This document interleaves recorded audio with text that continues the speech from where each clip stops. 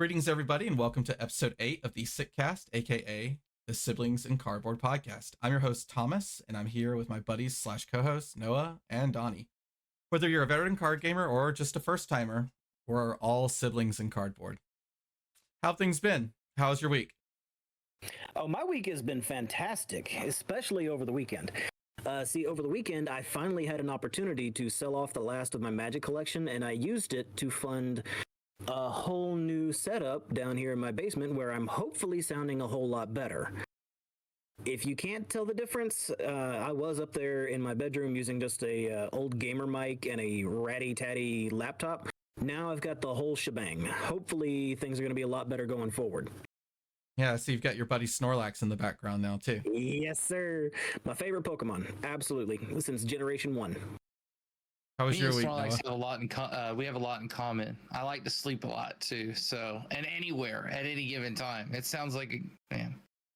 I'm gonna come over and meet that guy. My week's been good. It's been a decently busy start. I don't know. It's fun. It's gonna be a busy week though. I got family in town, so it's gonna be interesting running around everywhere and trying to still do what I normally do. So it'll be fun. I'm excited. It's not every day that they're here, so. Yeah, I think we all got to do a draft at Johns Creek on Tuesday, and that was great. I've learned that Max is pretty safe bet in Limited, but probably the weakest hero. He can't high roll as nearly as hard as Tech Levasan or Dash. I think he might be the hardest one to build correctly because he is very vulnerable to fatigue, and you don't want to get too many of the items. That's what happened to me at the draft. I ended up valuing too many of the boost supplementing items, and the deck just was not good. I ended up changing to Dash for the second round after I just got smoked in the first round, and I had like 11 or 12 items, so it ended up being a better deck anyway. And my God, it hurts so bad when you don't get enough blues in your deck as Max, and probably as Tech Levasan too. But the thing is, it's like you're preemptively drafting blues as Tech Levasan, so it doesn't hurt as bad. But Max, it's like everyone at the table is just like, oh God, please pass blues, and no one was passing blues at the end. Yeah, I don't know if there just wasn't a lot of blues in the pot or what. The packs do lean red. If you go and look up what people have like posted on how packs go, the packs do lean red. And then other than that, we did some classic constructed on Friday. Someone took home the cold foil leveler. Who did it? This guy. Yes. Finally had a winning night at an armory. Went 3-0 with my buddy Katsu. Made a couple of tweaks to the original list. Put the Art of Wars back in. Took the Even Bigger Than That's out. Tried out Double Strike in the sideboard, but there was nobody playing Dromai. Ended up playing 2 Dash IOs and some handsome gentleman on Dory. We don't have any Dory Nearly got me in round 1 with that Dory deck. There's something mean about it. I don't know. Dude. And that Dash IO deck that we faced up against was interesting. Oh, yeah. It was a fatigue Dash IO. And I know that archetype exists, but I went into that as my aggro Dash IO with a clean 60. And dude, when he flipped Galvanized Bender, and I was just like, ruh-roh. I immediately knew, I'm like, this is not what I was prepared for. I do not like going into fatigue matchups with a clean 60. I squeaked it by like with only a handful of cards left in the deck. Unfortunately, there was just the 4 of us there on Friday, so we got to. I ended up playing him in the last round, so it was lucky for me because I had time to kind of get an idea of what was my plan into the matchup. Turns out I didn't really do anything different. I just added in a few extra cards, left the D-Rex out, and went hard. But it worked. I mean, it worked out. Yeah, and that was he was running an unoptimized like first draft of a list he came up with himself. I think that deck could possibly be pretty good. The value seemed quite high. And then I got to smack Noah around with a giant like no blocks, dropped to like 4 health, and then just slapped him for like 35 damage. Eat the max V. The turn was pretty much set the way it was going to be. I mean, I had the life lead, and I knew that you were going to take all the damage, return the hand, and if you couldn't kill me, I was going to kill you, just because of the way I had it. I had Glistening Dominate set up, so there would have been no way you could have blocked it. It wouldn't have mattered. What health were you at, Noah? On there. I was at 22, I think, or 20-something, 24 when we started the turn.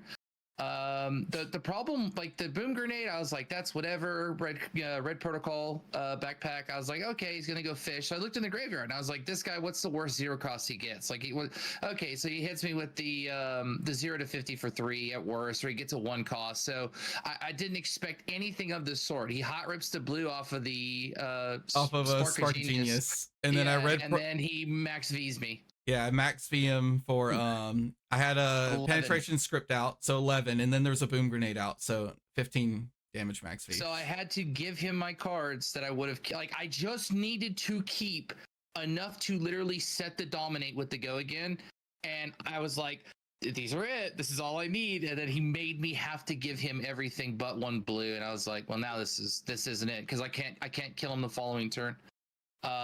So it was unfortunate, but it was the way the game had to go. I mean, there was no way the game goes any different. I played it the way I had to. It's a fast matchup. Like, yeah, I get to block like one time. I block like Yeah. once with my gear, and then it's gas. I'm not going to be able to really defend you out unless I flip up like a mini force field. But yeah, and then so at Johns Creek, we also kind of like cut the draft a little early, and then jumped right into UPF. Yep, that's what I was getting ready to remind you of, because Tuesday night at Johns Creek, I finally got a chance to play Melody for the first time, and oh my god, that hero is so much fun to play. I mean, I didn't win. Somebody, oh dude, you literally came one resource short. You came one resource short of one-shotting the professor and then one-shotting me. Like I wouldn't have been able to defend enough of it, because I had literally given all of my gear to juice you so that you can try to one-shot everybody. But it didn't work out. I ended up one resource short. I drew a red when I needed a blue, and it is what it is. I mean, I didn't quite get to the pitch stack of stuff that I'd used for the first time that I'd gone off. It is what it is. The game was fantastic. It was so much fun. It was so much fun. And speaking of Melody, I'm going to go ahead and do a quick plug. Today, the first article in a new series that I've been writing went live. It is a UPF focused article series at Fabric. The first one is about my favorite UPF hero. I wrote it up on Melody, and it's actually the deck that I played on Tuesday night. So, good stuff, good times. If anybody out there listening wants to know the deck that I was playing, and I'm pretty sure I've got a link on there to February as well. Go check out that article, fabric.gg, Unlocking Melody's Full Potential. I might have to get in and give you some notes on Brovant. Oh, Brovant. It's like he's so good at politics, right? You drop the like Earthlore empowerment, and everyone's just like, I don't want to hit that guy, for sure. Because if there's an Earthlore empowerment out and you swing at him, he just blocks with his gear and feeds another person, the person like across from him that can't attack him back with it, and then he bonks you. Yep, biggest bonkus. Yeah, I think he's like really strong. I think you would want to be careful at even editing his deck too much, or he might be oppressive. Yeah, he is quite a strong deck. But I think you kind of need that role. Like again, we talked about how Melody is that sort of balance of you want to keep her around because she very much helps the table, but that's also kind of scary because eventually you can get to a part where Melody is just going to run away with it. Like, whoa, man, we left her alone for too long, kind of a thing. So it is a really fun format. Yeah, it's really nice. It tries to make you play against each other at some point. Like you can be friends, but like at some point you're gonna have to start doing the bonking. Like you're gonna have to start hitting people. Yep. Even sweet Melody, you're gonna have to start hitting her. Unfortunately, at some point. I mean, he's the arbiter of justice. Gotta keep everyone's life totals even. Yeah. Got some sick boots. Sorry, guys. Last bit of what's up, what's new, related podcast news. We have a Patreon that is now live. We know that we are a very new podcast, and it's mostly for friends and family. But if anybody wants to help out and support us as we are growing and trying to get things started with the channel, it's patreon.com/siblingsincardboardcast. So check it out if you want to. We'll put a link in the description on both Spotify and YouTube. And speaking of Spotify, we've just uploaded all of our episodes to Spotify, and that will be coming out weekly on Spotify as well. That means we'll have to be extra cognizant that we are actually creating an episode that works well with an audio only format as well. Yeah. So no more dead air. We got to fight that. Well, no, we'll figure it out. And we'll also be adding to the Patreon as well and trying to make it a fun place and hopefully give back in time. Like that's obviously the goal. As we make more episodes, as I come up with better ideas and fun shorts, as if you guys been seeing the shorts and some of the sibling rivalry stuff that we've been doing. That's kind of the content we want to keep doing. Probably going to do some YouTube streams when we get everything set up with banners and stuff. I just want to make it look nice. And then I'll do some box openings. I'm trying to get my hands on some funner, older stuff. It's going to be unlimited for a little bit, but I was going to try and get some Wrath Unlimited, some Crucible Unlimited, some Arcane Rising Unlimited. Maybe squeak a really high-end box for something special. We'll see. But you should do a breaks. I want to do. You should do a breaks. Oh man, yeah. Breaks is fun. a whole different beast, but I do like breaks. I'm not against breaks at all. I actually think it's one of the most cost-efficient ways to get into some of these sets, especially if you just want to have a chance. It's great. You know, I mean, you can't ask for too much more. Breaks is where you buy like one spot in a box, and then like a YouTuber or someone with a good reputation opens the box, and you get to see your pack get opened, and then they mail it. Then they mail it to you. And then they mail it to you. And then if you don't want to bother with the mail, if it was a whiff, you just go, okay, keep it or whatever.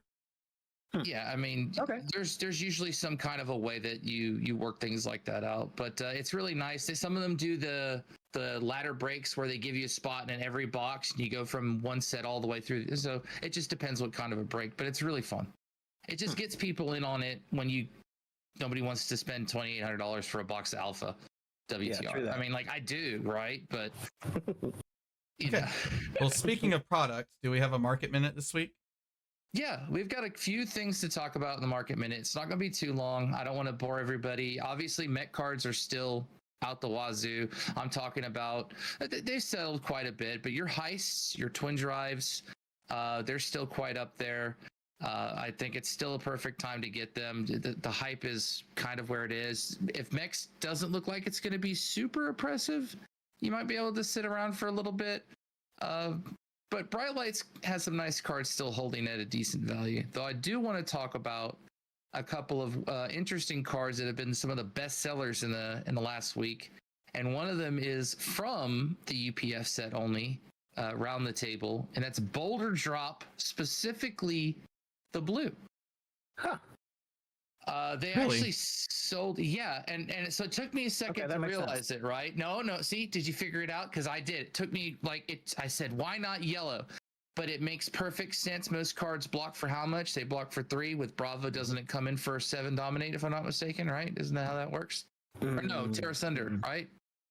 Can you not Tear Asunder it? You can tear asunder it.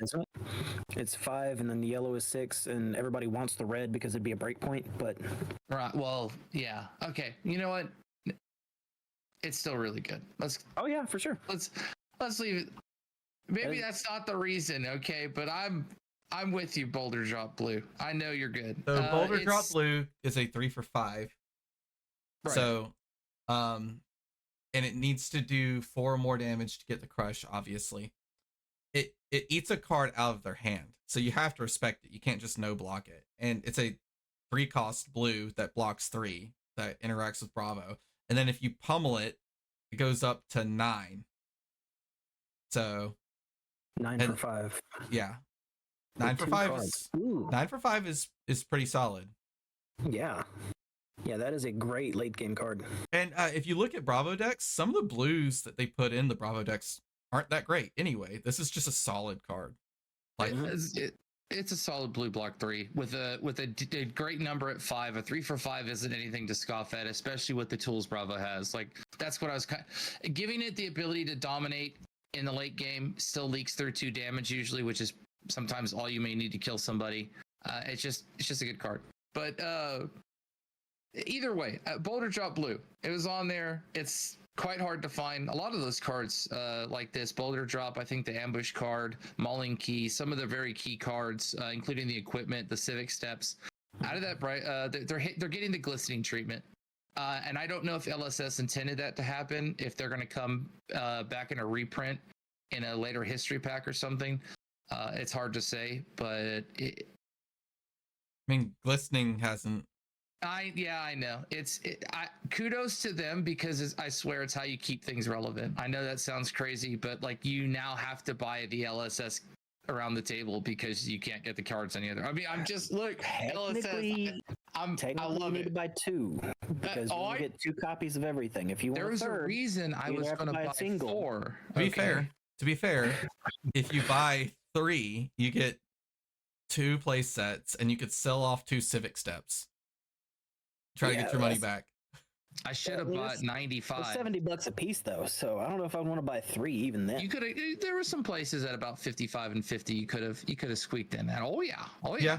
I've seen them go that low. Oh yeah, we can find them. How much is civic step going for, Noah? I'll take a look at that really quick. I think last time it was. Oh man, I'm gonna say it's only $5. Watch it be closer to 10. It's consistently selling for 13. Yeah. Really? Yeah. There you go. If you get it for 55, you sell both the civic steps out of it. You've dropped it down to the $40-ish mark. So now you're spending $40 for your like 2 play sets of a lot of these cards. Yeah, at that point it's just cheaper to buy singles. Well, it is for those that just want the singles, right? But like, look, Mulling Key, same treatment, $5. So that's 5, 13. You start looking at the boulder drop. The boulder drop's about $1.50. You could probably even start swaying it for 2. So seriously, blue boulder drop is $1.50 sold out on TCG Player. Dude, flying off the shelves like hotcakes. Mulling Key is kind of nuts. That's a good card. Yeah, like the 1 for 6. Nice. So it starts to add up. You know what I mean? Like, so instead of having this, like, where am I going to get my value? Oh, I've kind of gained it. I don't know. Interesting. LSS is smart though. I'm not gonna lie. And there's plenty of product. There's plenty of product out there. I see the boxes all over the shelves. Oh yeah. I'm in that same mindset. LSS, come find me. I got some ideas. We can keep all the products relevant and bring back some Dynasty. But the next card, okay, and it kind of surprised me. No reprints. Was Scabskin Leathers. That's right. Scabbies. Who would have thought? It's a good card. Scabbies trending upward. How much? Okay. No. So let's be real. This might be an early call. I might be, jumping on the bandwagon here, but it was one of the highest sold cards in the last week, volume wise. That means something. Number 2, it's consistently been able to be found roughly about the $38 mark. Sometimes you could find one about 30, 32, but we're talking 30s felt pretty fair. Probably people off market selling it at $30. I would say $30 rainbow foil. Come get it. Mm-hmm. Sitting comfortably at 45 right now. And so with plenty of sales trending upwards, it's starting to get like, I'm not telling you, oh, this is it. It's the new hot, but it feels good. It's going in the right direction. There's Nathan from the Card Guys had actually mentioned this with Grasp of the Arknight, saying, how is this card $40? And like, not to scare, like, go buy that card, but I was already looking at that, like, yeah, like, how is it $40? Like, Runeblade is a card, but Runeblade's a card or 2 away of becoming absolutely nuts. So, really? And it's sitting now back at about $50, 55, 50. So I feel like the market's moving toward a correct area. And I think Scabs is going to continue to trend upward. So will the Bravo chess piece. That's a hot take. Tectonic plating. I think Bravo will have its fit eventually. I think that the boulder drop shows that there's a lot of interest in trying to make the Bravo the Guardian. So I think Tectonic plating will eventually go up a bit. It's way too cheap for a legendary. I know he's not going to be like super heavy shares, but it's at a fair price right now if you wanted to pick one up. So those 2 are kind of that. And then one more I think that's trending in the opposite direction, and it continues to just see loss of value, is Phantasmal Footsteps. Unfortunately, Prism not being extremely well, I don't want to say she sucks. Prism sucks. Just go ahead and say it. She is not good right now. Hold on, but didn't she? I don't think she's bad. Did she get second in Tokyo, or is it? There's some recent tournament that she did okay in. Do you mean the PTI in Tokyo? Because Yeah. the Battle Hardened itself was. I think it's lit. the PTI. I don't know. I'd have to go back and look, but I thought she got second somewhere that was significant, that someone piloted her just very well. And like Prism can high roll super hard. You've ever been high rolled by a Prism before? Well, again, I'm not going to debate like they're going to make Prism totally fine in time. The fact that they gave her a lower HP pool and the fact that they purposely didn't make her broken when she came out literally leaves design space. People just need to wait for it. I'm holding on to all my angels because of that. Like, don't worry. All the Prisms, it's the same thing with the Dory stands. Eventually we're getting our time. Don't worry about it. It'll all happen eventually. Yeah, we don't know. But Andy, the rainbow foils trending downward. We're talking down to a low of 122 right now. For Phantasmal on rainbow foil, that's actually quite low. They were pretty much 140 plus, just 3 weeks, 4 weeks ago. Most likely when the hype was real, they were even higher. But those cold foils usually soundly above 3. Really great value. Monarch First Edition. There has been an influx of the product put back into the market. That probably could be a reasoning why as well, but now down to like 250 on the lows. And so it's trending downward as well. And so if you're on the fence, if you're looking for some cool blinked out Prism stuff, I see a lot of people dumping all their Icelander stuff right now and all their Prism stuff. So this is my keep an eye out. People are letting this stuff go for cheap. Icelander's about to have only one playable format, and that's Commoner. Well, but Prism technically, well, yeah, we don't know how well she'll be in the Living Legend format. I don't think Icelander will get stuck in the just out of Living Legend hell. Maybe she does, but I think we'll see her sail away. If she wins Dallas this weekend, then she's got a really good shot of going out at the same time as Lexi. But otherwise, it's going to be the format. It's going to be a heavy hitters format before she goes out. Yeah, and she'll be in. I think she's going to be in Worlds. I don't think she's going to win Dallas. I don't think the meta is unless one of these superstars shows up and takes it suddenly. I don't think she's going to win Dallas. Anything's possible with Icelander. It's another hero I think with a really high ceiling, high ceiling, and I just think that there's there's a lot of methodical steps that go into playing that deck really well. So she's a deck that wants to. She's a deck that wants to not play something unless she really has to, and that's sometimes tough to do to identify when that timing is. But so back to Scabskins Leathers. I think that might be some speculation on a recent announcement we just got. So we just got an announcement for the next Flesh and Blood set already. We just finished Bright Lights and we're already getting hyped up for the next set, which is going to be called Heavy Hitters. What do you think that means? Sounds like big bonking attacks to me. It's gotta be brute, right? It's gonna take big, heavy clubs, maybe some hammers, walking around and smacking people on the sands of an arena. Something about that flavor just strikes me when I hear heavy hitters. I'm thinking talentless brute, guardian, and warrior, and maybe they try to add some talent to it, or maybe a new talent. But everybody's been begging for an earth brute for forever, so. Do we really want Crown of Seeds to come back? Oh god, it would be so good in brute. No. Channel Mount Heroic Rhinar. That sounds pretty good too. Do you think that they put some kind of a crazy thing, right?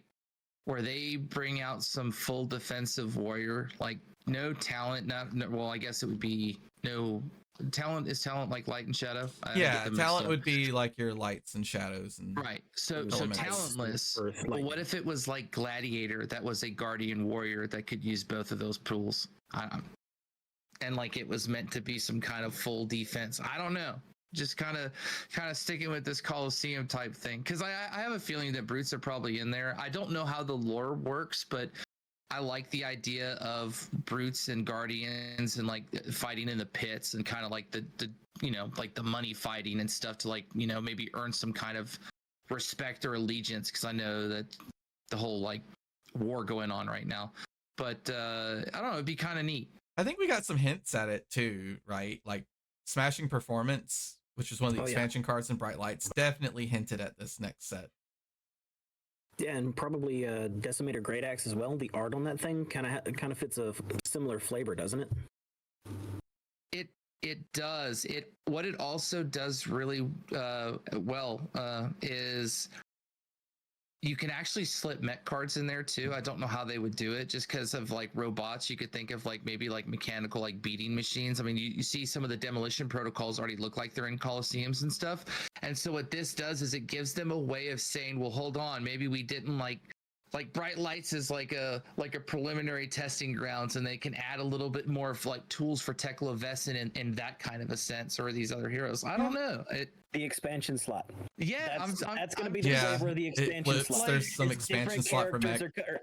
No. It's what they know about the different classes based on how they fight in the arena.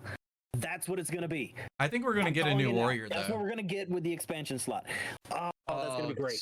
That's what I'm calling it. New warrior. We don't need a new warrior. Well, just think about it. Do any of the warriors fit the gladiator persona? They don't. Yes, absolutely. Sai does. Because Sai's a mercenary. Like, Dory. you could throw her into... Dory. Dory's busy doing Dory Dusk Till Dawn stuff. She's a Knight Radiant. Yeah. And then Bolton is the same way. So I really think thematically we'll probably get another warrior, and this warrior will be probably more focused on the play style of the Decimator Great Axe. Maybe Guardians too. Like somebody along the same flavor as Valda. Or we could just get like Valda's only a young hero, right? Mm-hmm. We could get an adult Valda, which would be great. I love Valda. Any young hero that they want to give us an adult version of, I'm all for. I just want to see that happen at least one time, you know? I think we're gonna get a new Brute for sure. I'd like to see that. I think we need a CC Brute. I like one that plays entirely different, because I feel like I don't know, maybe. But then what happens to Reinhardt? No, you're thinking about the wrong thing. It's not what happens to Reinhardt. It's just like, are you going to make a Brute that doesn't want to run Claws and Blood Rush Bellow? Probably not. Good luck with that. I don't know how in the world they would do it. Yeah. Well, I think that's part of the problem with, well, I guess it isn't part of the problem with Warriors, because it's just Dawnblade specific. A lot of those cards are, so they could technically fit a Warrior in. And not worry too much about any like the super powerful specific Steelblade cards. So we're not that far away from seeing it technically. It's only a little over 2 months away. It might 3 months. Be a year away. Yeah, 3 months away. It's after the start of the year. Yeah, it's calling Queenstown, which is January 19th through 21st, will be like the first access. The players that show up there. God, I wish I would love to go to New Zealand, not just for Flesh and Blood. Man, it'd be so cool to go there for like 2 weeks and just vacation and just enjoy all the scenery. Man. If somebody tells me that they spoil like a light Dory, let me know though, because I might go there just to try it out. We're all going to be paying attention to that. We are all going to be hardcore watching this stuff as we get information. There is a light Dory. It's called Bolton. Yeah. I don't. Man, you just want your specializations. You just want to keep your specializations, don't you? I want to keep my Dawnblade. Dawnblade's not a specialization, is it? No, but the specializations usually work with Dawnblade. It's like Glistening says target Dawnblade, or the other one I believe says target Dawnblade as well. So it might as well be a specialization. Yeah. They did really well, actually. For a second, like that's what I was saying. The warrior doesn't make sense, but it does, because she just uses all her yellow specialization cards, most of them. I mean, talking about Queenstown, you touched on it, but the very first opportunity that anybody is going to have to put their hands on the heavy hitter set is going to be at a sealed event at Calling Queenstown. Oh, it's actually straight up sealed. So yeah, it is a sealed calling with a draft top 8, and this is going to happen before pre-release. So before anybody in the world gets a chance to handle these cards, the people in New Zealand for Calling Queenstown are going to get to actually play with heavy hitters first.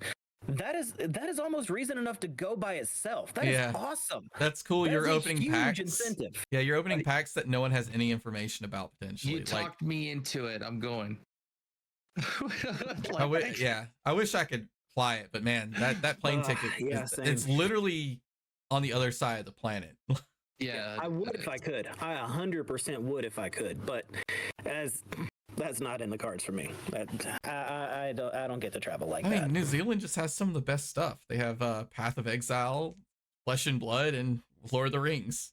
Yeah, beautiful country from everything that I've seen online. Not that I've ever been there in person. I wish I could have, but it's gorgeous. Just And then right before the Queenstown calling, they have like a different event, right? Some kind of celebration for what is this? Their 5-year? It's no, it was 4 years this year. 4 years next this year. Next year is going to be their 5th anniversary. But this is the event that you're talking about is the Fab Celebrational. We don't have a whole lot of information on that yet. We just know that it's going to be some kind of event where a lot of content creators are being invited to come out and be celebrated as part of the community for helping grow the community of Flesh and Blood. We really don't know anything else past that because it came out in the same announcement as Heavy Hitters, and we just know that it's going to be January 17th to 18th, and there's going to be a laundry list of Fab celebrities there. That's cool. I mean, it sounds like it's going to be a great thing. I think LSS does a good job at like incentivizing content creation. They really love their community. It's free advertising. It is, but it also is, I think, an important part of what they want to keep with the game, and it's very community centric, and kind of, I think they enjoy it. I mean, it does feel nice. This feels like a really good game to cover. I mean, in more ways than one. Just for sure.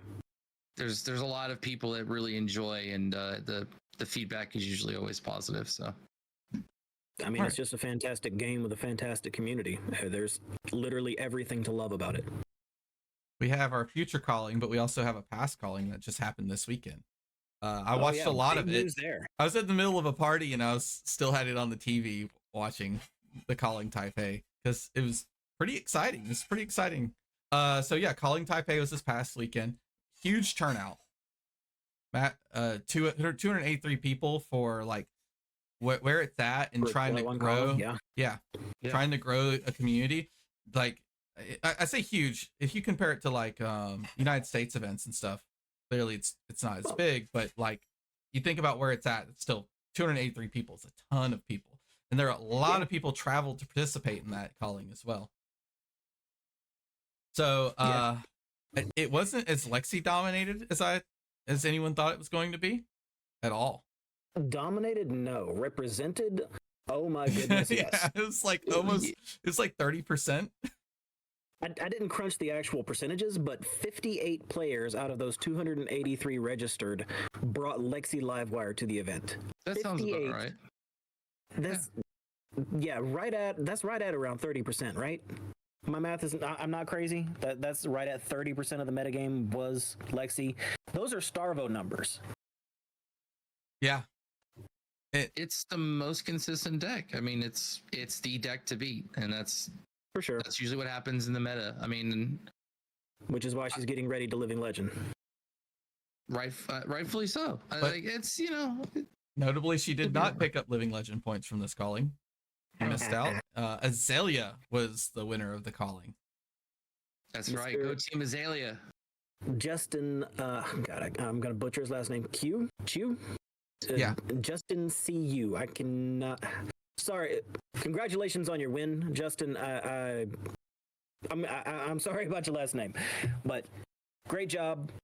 Incredibly impressive. And did you guys see the videos of him after the fact? The way he reacted after. Yeah. That's the only thing I actually saw. I couldn't make it to watch the finals because I think those happened like really late, right?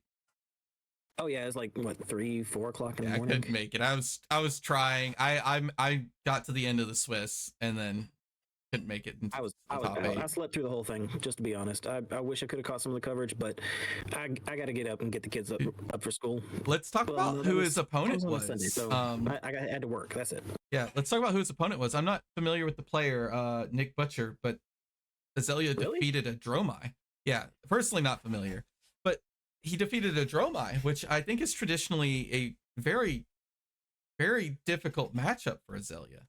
It is a difficult matchup for Azalea. I mean, I don't know if it's like I think the matchup was somewhere in the 60-40-ish range. Dromai favored. You're low on poppers, so you can get overwhelmed.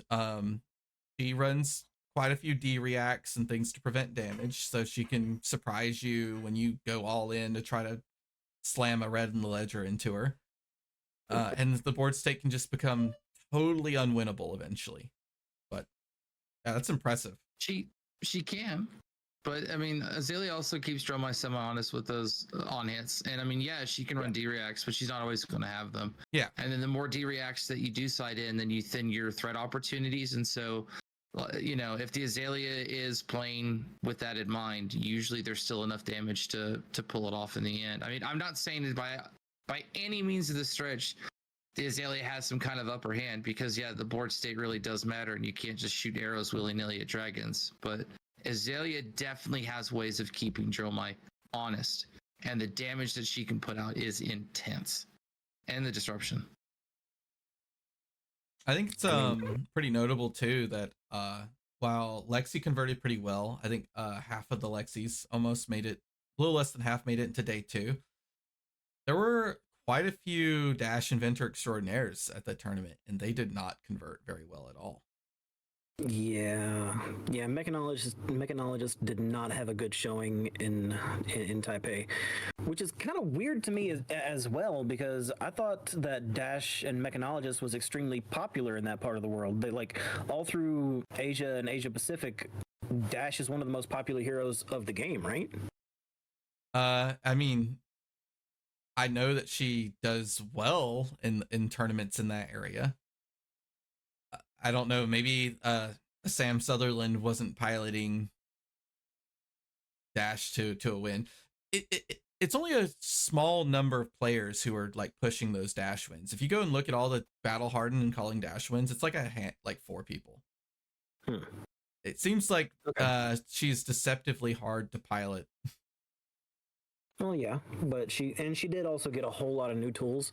So it kind of makes sense that people are trying out experimental builds and trying to find the right combinations. I mean, the Dash from before Bright Lights was soft. It was a completely soft deck. Mm-hmm. Now that there's new things to try, people are back to the drawing board and maybe not quite optimal. Maybe you unoptimized your Dash Inventor Extraordinaire deck by trying to slot some of these new cards in, like Twin Drive. And I think Dash.io only had like 2 people, Teklavosson 0, and Max like 1. Oh, wow. It was very small numbers of the new heroes. And I'm sure it's because it's a calling. So that's a high level event. People are going to take what they're feeling safe on. And the amount of reps that you could have possibly done running up to the calling is like in the low hundreds, right? And a lot of these people want to like have 1,000 reps on their hero before they take it to an event like calling. Yeah, something like that. Man, and even then, like, are you really that well practiced at 1,000? I mean, like, it's an intricate game. Some decks feel like you never get a full handle on them as you're playing them, and then others, you play it once or twice, you think you got the gist. It's just a lot of different variables that can happen and circumstances, and there's just a different response for each one. I think it's what's so great about the game. There's just so much depth and layers to it. For sure. Now, I think it's pretty telling. A lot of us have been saying that Azalea is a fairly good hero, and I think we noticed that people have been running, and I've noticed this on Talishar, I've noticed it in person, much less Warmonger's Diplomacy in deck. I think people overrated the card quite a bit, and then there was a knee jerk saying this card isn't doing the work we expected it to do, and those cards started coming back out of the deck a bit, and now Azalea's going, I could win tournaments if not everyone is running 3 copies of Warmongers in their deck. I called this a couple of weeks ago when I said, or right after Brian Gottlieb's, right after we read that ban and restricted announcement about how things are intended to fluctuate. Warmonger's Diplomacy is a card that is going to fluctuate in and out of the metagame based on tournament results like this. A hero like Azalea that is more vulnerable to Warmongers, if it starts doing better, you're going to start seeing Warmongers going back into decks, and the price is going to go back up, and people are going to try to get their copies. But then as soon as Azalea is pushed back out, It's just like Kano. It's the same effect as Kano being in the metagame. People start bringing in AB, Kano starts to lose. Kano starts to lose, people forget about him, stop respecting him, and all of a sudden, nobody's running AB, and Kano's going to spike something. It's going to be the same kind of effect with Warmongers. I bet You're telling me I need to go buy Warmongers right now? It might be too late. Azalea just want to call him. I have a play. I mean, in general, I mean for a price spike. I mean, oh. I thought you So- were talking about you to have a playset. No, I have a playset of War. Okay. Yeah, we saw like a battle harden, right, where a Guardian, a Bravo player, just completely stopped a Lexi turn with a Warmonger's Diplomacy, like Time Walker. Yeah. And then we started seeing Lexis respond by running Trench, and then we saw people start responding by not running Warmonger's Diplomacy in their deck. Yep. So that's a hard meta call, right? So I wonder, it would be interesting to know if Justin said, okay, I see that all these Lexis are all running Trench. People are thinking Lexi is the deck to beat. If they're thinking Lexi is the deck to beat, maybe they're not slotting this in as their blue. They need a better blue that does more. And Warmonger's Diplomacy is a double-edged sword. A lot of decks do want to play some non-attack actions, and when you play that card, you've locked yourself into a play mode. You don't necessarily know what cards you're going to draw. Yeah, I think the only safe ones are what Fi and Katsu. Yeah, Katsu can Pretty much. almost always just play Warmongers and not care. I mean, the Dromai did play the Warmongers against the Azalea. It's just it was piloted so well, and just the hands lined up and some really great pressure. I mean, it was an awesome game. Yeah, my understanding is that Justin is a member of the Azalea cult on Discord, so he's not just a fair weather Azalea guy. He is an Azalea main. Skill deck. He took his reps and converted them into a fantastically impressive win. Azalea players unite. I think any deck that has like top decking abilities or tutors in their deck, they have to be very skill intensive, right? Because you need to make the correct decision when you use that card, because your deck is built around Knock the Death Whistle. Yeah. Well, around your hero power, but yeah. Well, I mean, but your hero power has a lot of variance in it. Knock the Death Whistle is how you lock that variance down for one turn. You get that one turn of locking it down. Do you use the Knock the Death Whistle now, or is that pitch? Because that's maybe your only blue card that you drew. I think Knock is the most frustrating and one of the coolest cards at the same time. Oh, it's an amazing card. Azalea is a great deck. Another hero that I think had a pretty good showing at Calling Taipei was Rhinar. Surprisingly, yes. He got There was top actually 8. a Rhinar in the top 8, right? Mm-hmm. Yeah. I mean, we got to see what's his name? Hayden Dale get smacked around by a Rhinar. He was on Dromai, and the Rhinar played, I think, 3 Blood Rush Bellows in his first 4 turns. Oh my! And just goodness! And then just beat him down and like just left him brutal. With nothing to do. Put him to 2, and then guess how he lost? Reckless swing. He got reckless swinged on stream.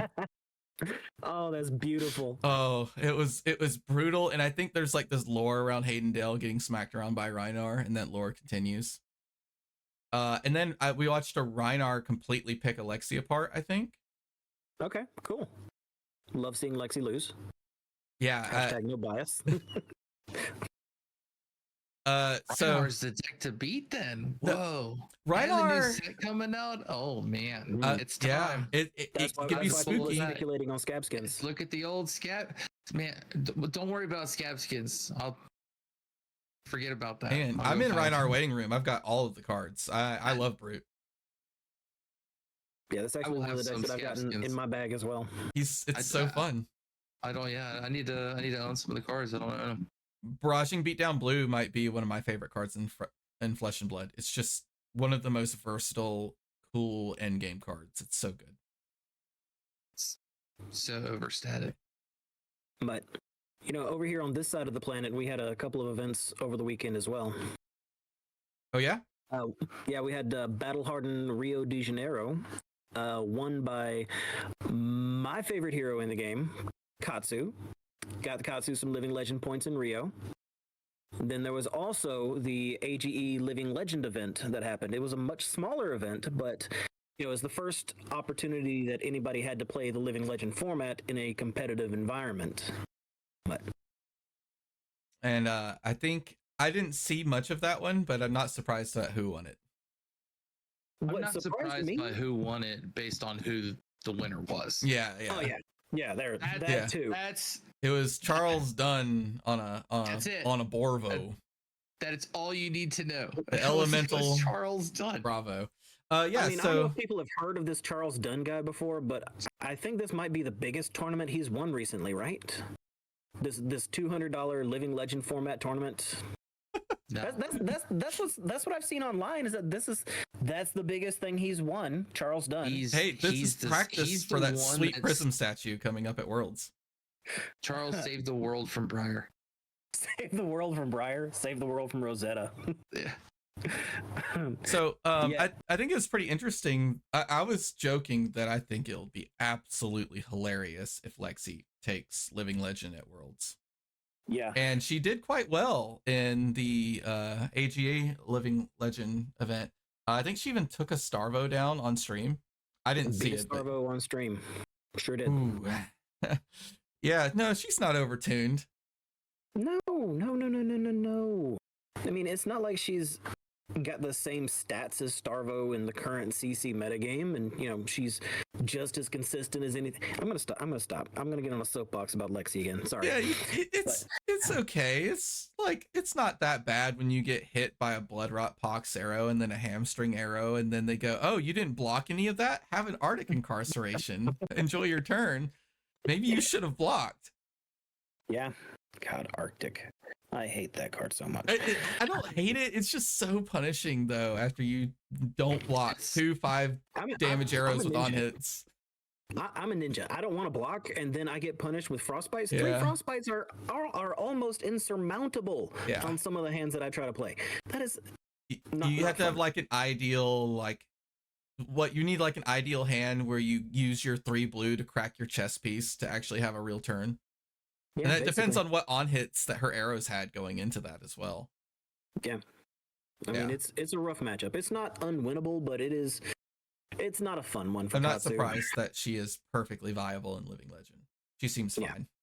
She's very strong. But, I mean, Charles Dunn won the event, but the other finalist surprised me and didn't surprise me at the same time.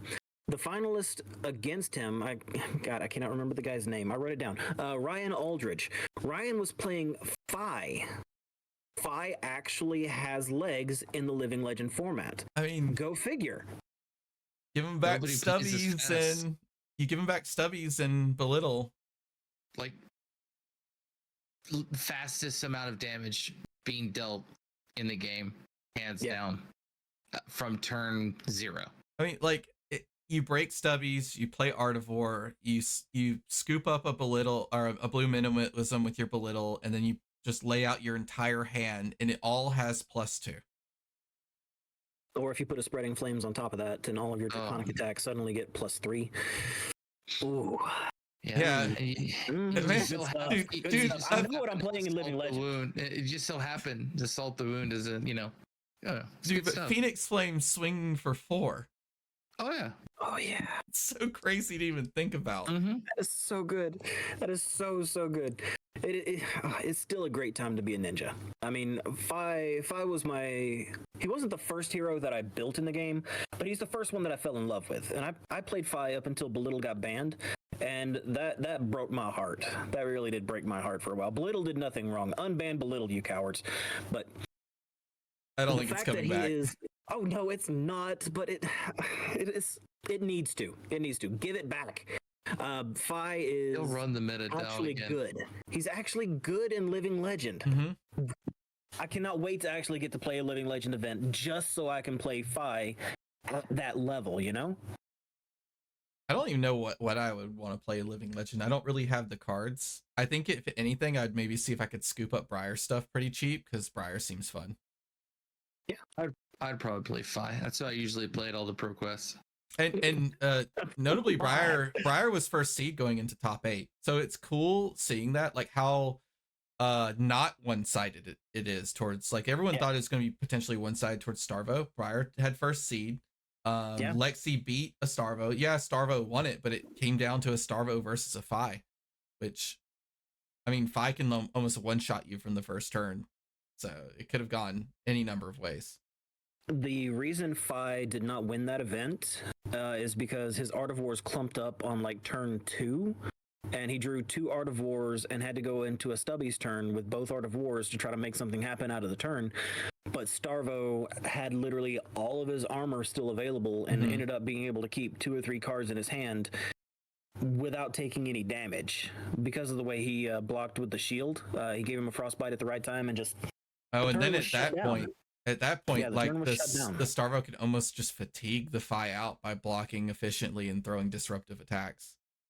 Yeah, I mean, he didn't. He ended up, fusing and dominating his way to victory, but it actually ended up being a much closer game than I was expecting. Ryan did a great job of keeping relevant through all the way up until the very end. All right. Well, I had a lot of fun watching the Taipei. I thought it was a really fun metagame to watch. I think they chose really good matches to watch on stream. But before we kind of like wrap things up, the next competition we're going into is the ProQuest season. And I know we're all going to at least one Classic Constructor ProQuest. So what are we bringing to ProQuest? I know we were talking about me trying out Max, but it's probably going to be Katsu for me, guys. I'm probably just going to bring my Katsu and hope for the best, shoot for the moon. Oh, I always play Phi during every ProQuest season, but I've been in Azalea main my whole life, so we'll figure out which one we're gonna bring. In all reality, though, I'll be on Dory. Let's be real. Dory, you've played Dory?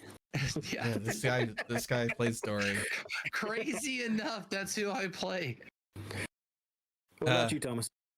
I'm pretty locked in on Dash.io now. I think awesome. I think she could beat pretty much anyone consistently except maybe Fatigue Bravo. So I'll be hoping to dodge Fatigue Bravo. Okay. I know we do have some Bravo players in the local area, so that might be hard to do. But I think she has legs in everyone, and my other hero that I'm kind of in on is Levia, and Levia just doesn't have her time right now. Yeah, she just can't beat Lexi consistently enough. And I think I have much higher chance of being Lexi with Dash.io. Yeah, and here around Atlanta, you know that there's going to be some really high quality Lexi players coming in. So a deck that is particularly weak against Lexi, you don't want to bother with. Right. Yeah, and if you don't like dealing with Lexis, this is to the audience.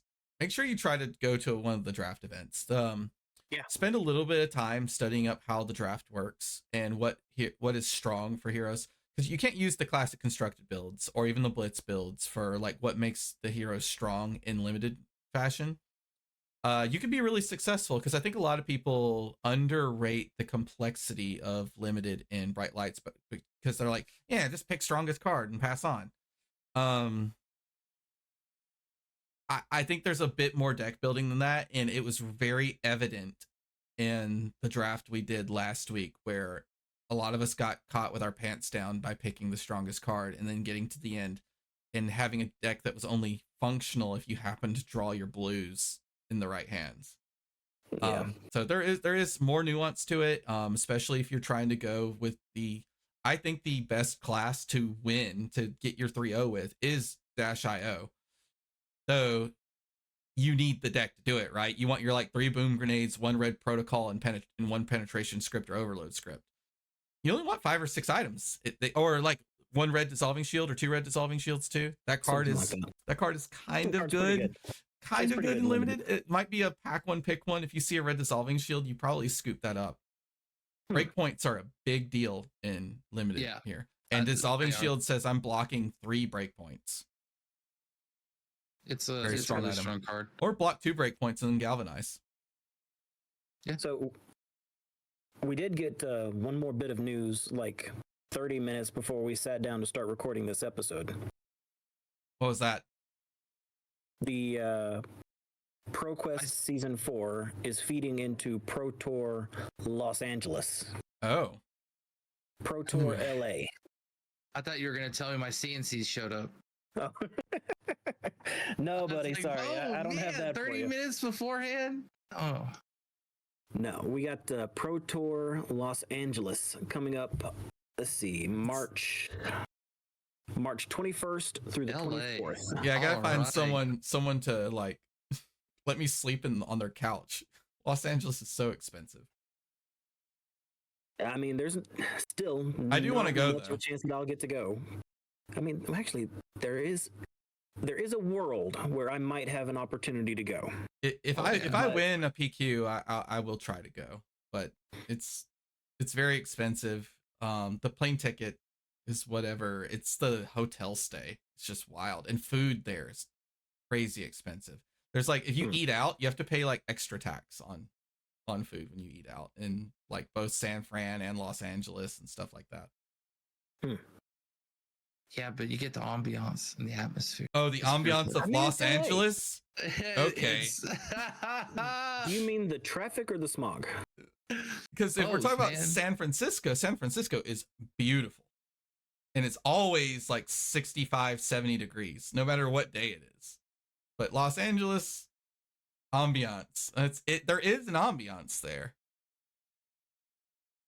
I've only been one time. That was only for the weekend. So I mean, that area of California is an absolute ball. It's just like any metro city. It has its ups and downs. You find the right places to be. You have a great time, but it's still a big city that's expensive to be in. well, we knew it was going to be somewhere out west because the last Pro Tour was in Baltimore, which was East Coast USA. So if they were going to do another USA Pro Tour, it was almost certainly going to be out west, right? You want to do another road trip, Noah? 35 hours straight? No way. Never again in my life. Unless we're driving. Hold on now. Unless I get the car's coming from California somehow, and I was like, well, I just have to drive it back. Then sure. Then it just becomes 35 hours again. It wasn't too bad. Only hours like 24 to 35 were really bad. I still have never had Mio or sunflower seeds since that road trip. That's like kind of like inside joke, but like we were doming energy Mio and chewing sunflower seeds to stay awake while trying to drive. Long story, but man, sometimes it only takes like a day and a half to hate something. I was beyond tired. Like we were trying to take turns, but it was just beyond tired. But we made it. Yeah, we made and it. We did it in better time, or like an hour off of MapQuest estimate. And that's with all our stops. We could just do it again if we get ProQuest invites. Yeah, we're pretty good at it. So why did you have to do the trip? That was when he moved to the Atlanta area. I flew out and helped him drive his car and stuff over. 9 years ago, this year. And 9 years ago this August. My wife was 8.5 months pregnant. Yep. Yeah, so we did it really quick and we sped back. Yeah, I was like, we gotta get back fast. Like I don't. We yeah, did because not stop literally for the any Grand day. Canyon. Yeah. No Grand Canyon and no moccasins for the whole family in New Mexico, and no Dairy Queen. We never found it. We never found the Dairy Queen in New Mexico. We can this time though. There's only one Dairy Queen on this road, and we waited for it for a long time. 8,000 billboards, one Dairy Queen. Right. So I'm going to try to go to the limited one that weekend as well. I don't know if you wanted to do that, Noah, but I would like to at least diversify my chances because everything else is like at least 180 miles away.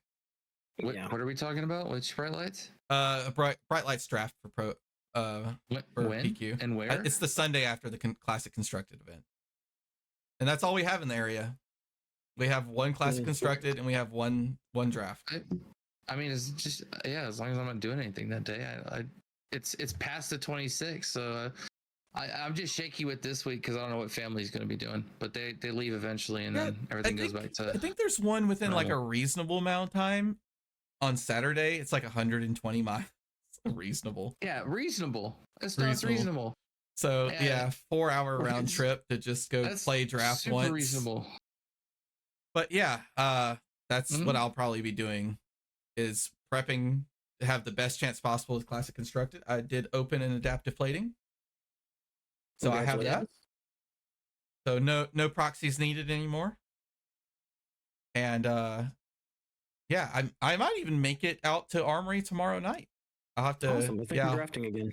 I'll have to talk with the family and make sure, but my classes are canceled for Tuesday. That we got pushed till Thursday, so I might have one more evening of freedom. Sounds good. All right. I'll be working in Atlanta. Anything else? Anything else we want to bring up before we wrap this up?